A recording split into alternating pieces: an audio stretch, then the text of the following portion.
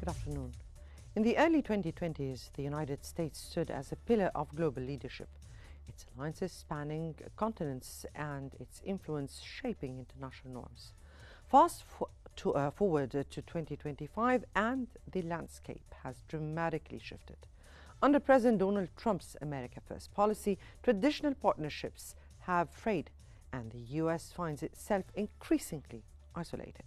Allies in Europe and Asia, long reliant on US leadership, now question the durability of old partnerships as Washington doubles down on tariffs, defense, ultimatums, and unilateral moves. Friends and foes alike are forced to reconsider their positions. This episode delves into the complexities of this transformation. What happens when US leaves its allies searching for new paths? And what does this mean for the future of global diplomacy? Welcome to In Depth. Donald Trump is his name, and he's here to stay. As unlikely, impossible, is now reality. We will make America powerful. We will win, win, win.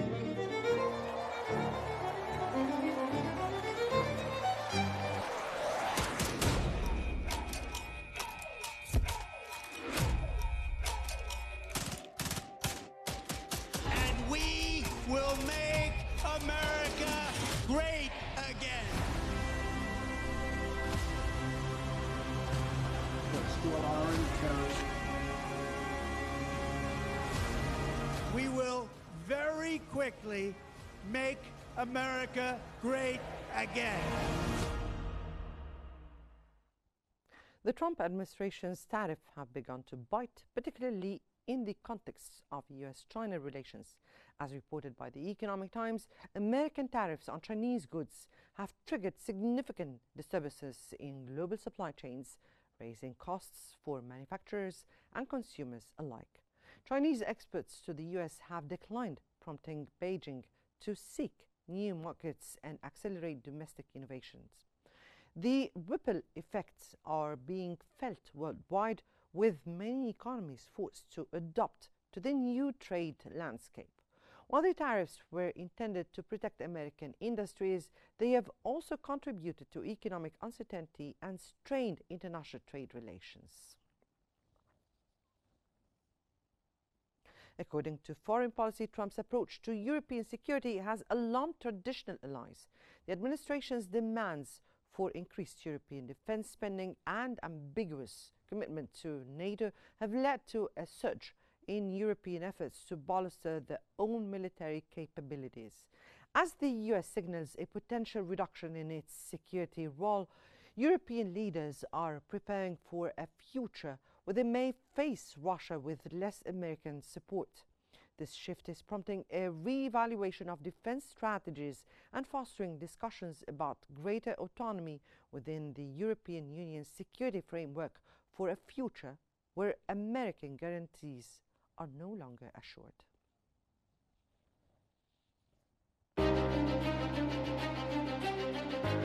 During President Donald Trump's administration, the U.S. experienced a significant shift in global standing, marked by growing estrangement from long-standing allies. Central to this was Trump's America First policy, which prioritized U.S. interests over international alliances, unsettling partners who had depended on American leadership. This prompted strategic realignments with China, opened doors for Iran, and encouraged stronger regional blocs.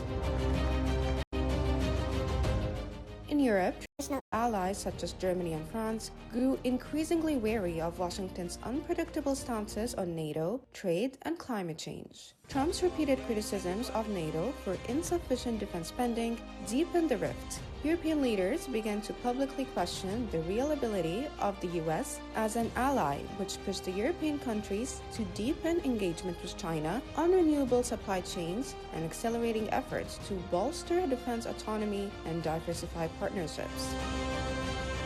Asia saw similar trends. Longtime partners like South Korea and Japan faced demands to increase financial support for U.S. troop presence. Meanwhile, Iran, despite sanctions, took advantage of the shifting dynamics, strengthening energy ties with India and Southeast Asia, as U.S. dominance in fossil fuels clashed with trade constraints. In response, U.S. allies cautiously pursued diplomatic alternatives, even engaging rivals like Beijing and Tehran relationships once discouraged by Washington. These shifts reflect a broader recalibration of foreign policy, as allies hedge against uncertain U.S. commitments.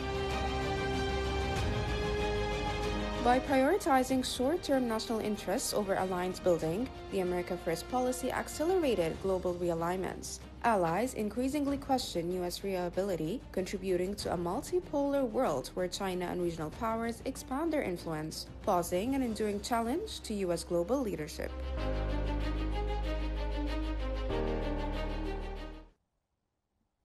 Well, welcome back. As the world reels from these policy shifts and recalibrates its alliances, today we seek to understand the global reverberations of Americans' new direction. How are traditional allies responding? What does this mean for the balance of power? So let's hear from our distinguished guests, Dr. P.L. De Silva, a political science professor from New York, and Marvin Lee, a geopolitical analyst based in Hong Kong. Now, good afternoon to you both, and welcome to In Depth. Let me start here with Dr. De Silva. And how would you assess the impact of President Trump's America First policy on traditional U.S. alliances, and how has it changed the perception of U.S. leadership among European allies? Right. So there's been a Pax Americana since the end of World War II for 80 years. This is now being, because of President Trump, it's been turned into a transactional new world order. And given that it is transactional, the traditional allies in Europe, in Canada, are seeing President Trump's policies, foreign policies, tariffs, etc., as increasingly hostile and chaotic. And as a result, they have started very actively engaging to distance themselves from dependency on the United States. First and foremost, they want to take defense dollars away from the US. So US contractors and US military hardware, I think the Europeans are looking for alternatives. So whether it be Swedish, the Saab Gripens, or the French Rafale jets, etc., this is on the defense side. Then on the trade side, there are serious efforts to, punitive and stringent countermeasures, which are being actually actively discussed. It's under wraps for the moment. Senior diplomats are not allowed to speak about it, European diplomats, but those things are actually happening. And the Europeans are also thinking of, working more closely with China.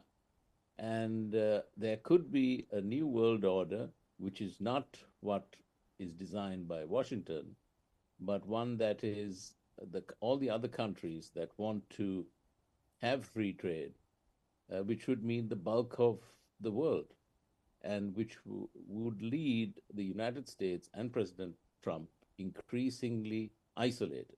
So there are other things about, disrupting supply chains, etc. And with regard to China, it should be said, it's very interesting that immediately after President Trump's tariffs were announced, Ursula von der Leyen from the European Union, actually her first call was to President Xi Jinping. So there are lots of things that are happening. And also, China could be used as a counterpoint to U.S. military influence, which is still in its early infancy. And also with regard to Iran, as was mentioned in the news report, with regard to energy, trade, regional security, these are things that are happening. And it's the direct result of President Trump's hostile and increasingly chaotic policies. So basically, we're speaking here about shifting alliances in what you spoke about a new world order. Let me here get to Mr. Lee. And from a Chinese perspective, how have Trump's tariffs altered China's economic strategy? Assalamu alaikum, Akram was silent. Thanks for your questions and thanks for having me. And from a Chinese perspective, and from the Chinese government perspective, and there are three ways to tackle this Trump's tariff because we have 5,000 years of Chinese civilization. There are lots of wisdom. First, this is the so-called dual circulation model, prioritizing internal consumptions, indigenous innovations like DeepSeek, EV cars, drones, etc., and economic self-sufficiency. At the industrial level, China also intensified and focused on its commitment to Made in China 2025, targeting key sectors like semiconductors, robotics, aerospace, and biotech. And 2 years ago, over 70% of Chinese high-speed rail components, 60% of industrial robots were domestically produced, and these are very good news for the Chinese people. And second, and Xi Jinping, the president of China, also mentioned the new quality productive force, a guiding vision for moving China's economy towards high-tech, green, and digital sectors like AI, quantum computing, new energy vehicles like BYD, Huawei, Xiaomi, Leo Auto, you can name it. And these forces are seen as the next engines of growth. And finally, and China has the so-called Belt and Road Initiative, working with more than 100 countries across the globe, not just the United States. And BRI trade exceeds like 2 trillion 2 years ago by 2023, as ASEAN overtook the US as China's largest trading partner in 2020. And let me give you our Chinese wisdom. The art of war, Sun Tzu, said that China avoid direct conflict, but instead shift the terrain of battle, avoid what is strong and attack what is weak. And we have 5,000 years of civilization and lots of wisdom, and we could survive without the United States, and we can definitely survive for the next 5,000 years in the future. Right, turning to Dr. De Silva, and as we said, shifting alliances in this new world order, are America's adversaries taking advantage of the current rifts between the US and its allies? I think it's the United States that's adversarial against its allies and the perceived enemies, and therefore it has upended the world order that we had, the World Trade Organization, free trade, all of the things that the United States are the ones that actually pushed for. And Trump is rolling back all of these things, including civil liberties inside the United States. So what the European Union countries and Canada and Mexico and other countries in Southeast Asia are actually doing, they are looking to expand their horizons and distance themselves from the chaos that's happening from the United States. So, Southeast Asian countries are looking to, to sell more products into the European Union. Same with China.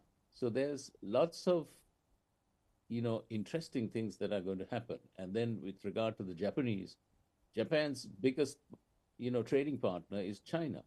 So all of these things are going, and for Japan, it's not the United States, it's actually China. So these things will happen because people are being threatened, countries are being threatened with these hostile policies. And you can see that these policies are actually backfiring. The US economy is in decline. You can see what's happened in the first quarter.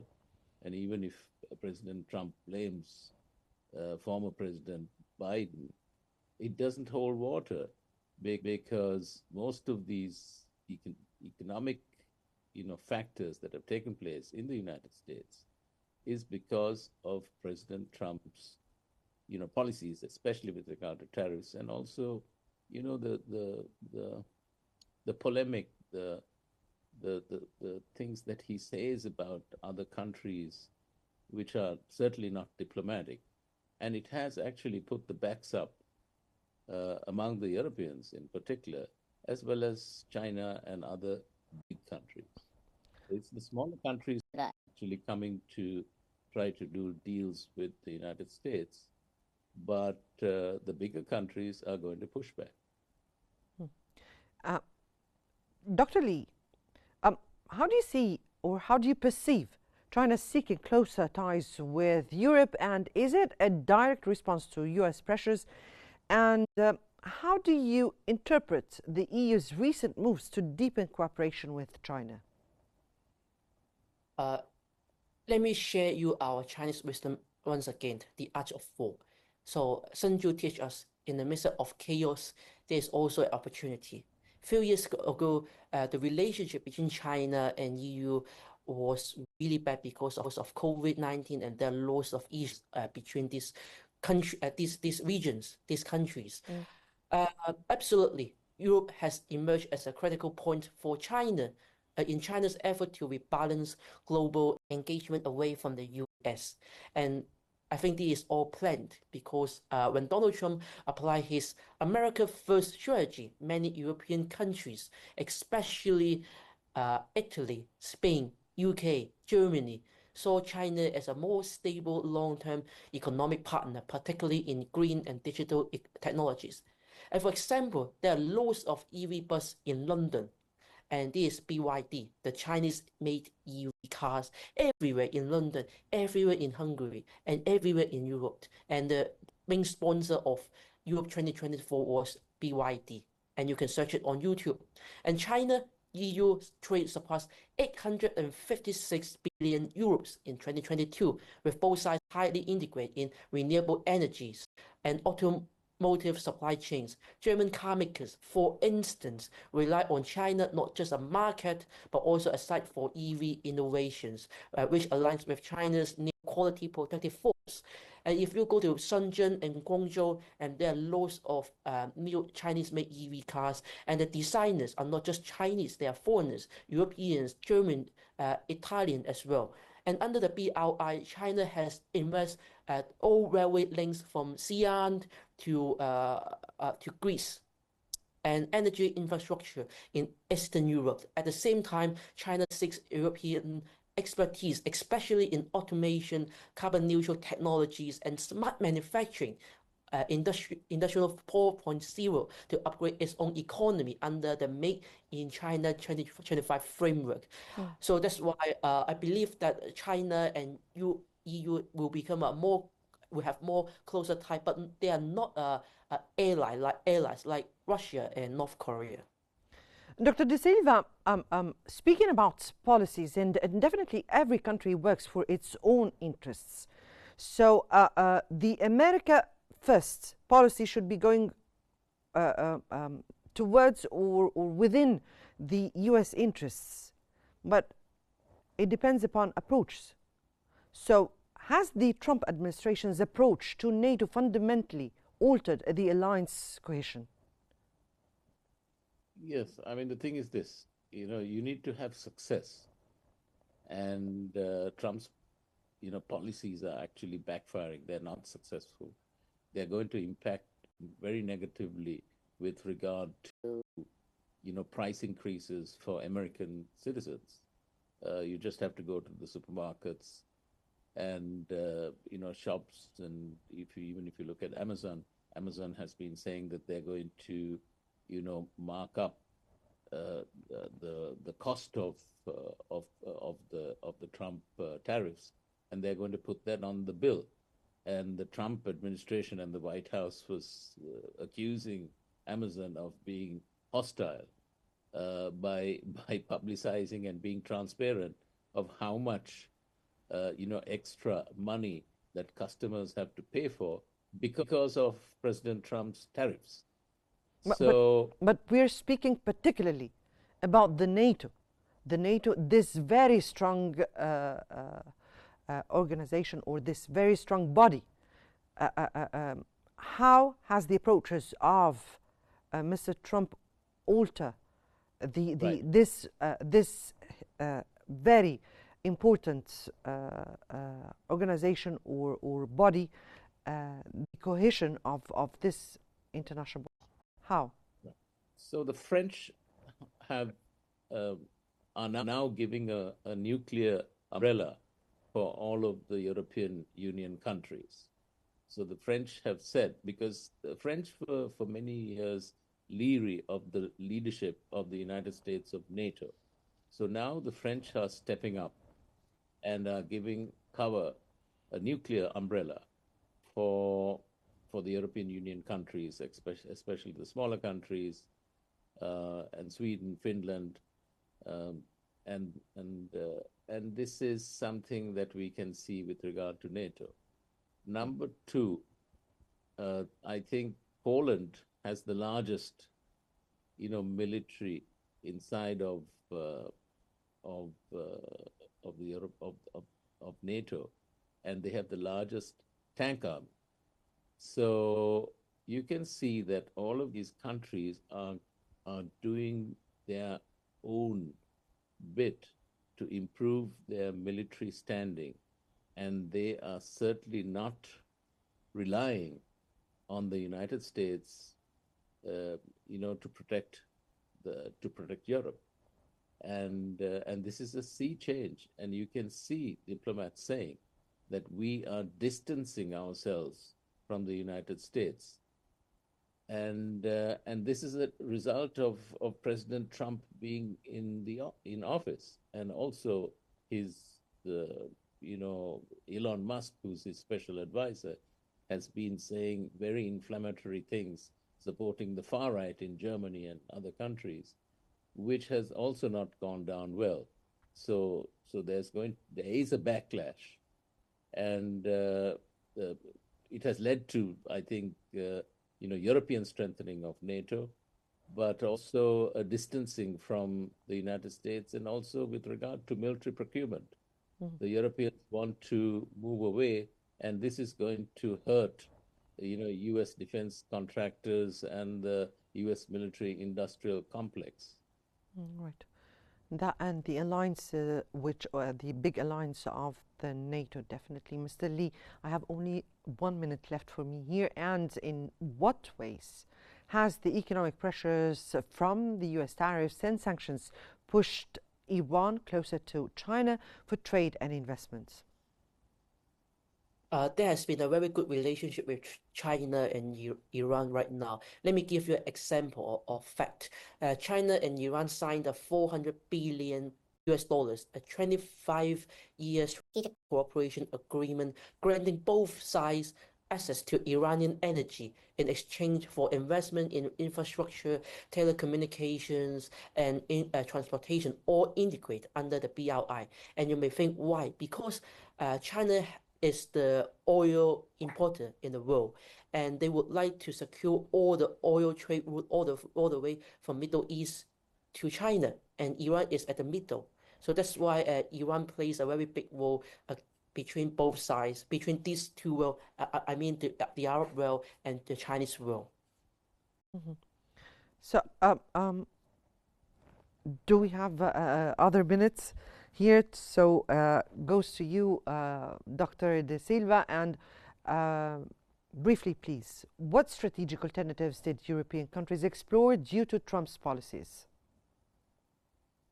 The European countries are looking for strategic partners and strategic trade relations with other countries and within themselves as an alternative to the hostile Trump policies that have been directed against Europe. And this is a net result or an outcome of President Trump's policies.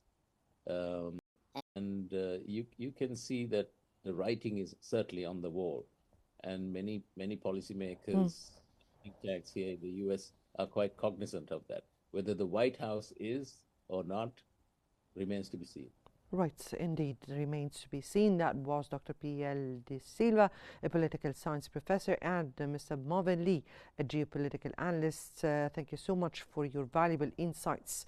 And America's retreat from its traditional leadership route role is forcing allies and adversaries alike to rethink their strategies, alliances, and ambitions.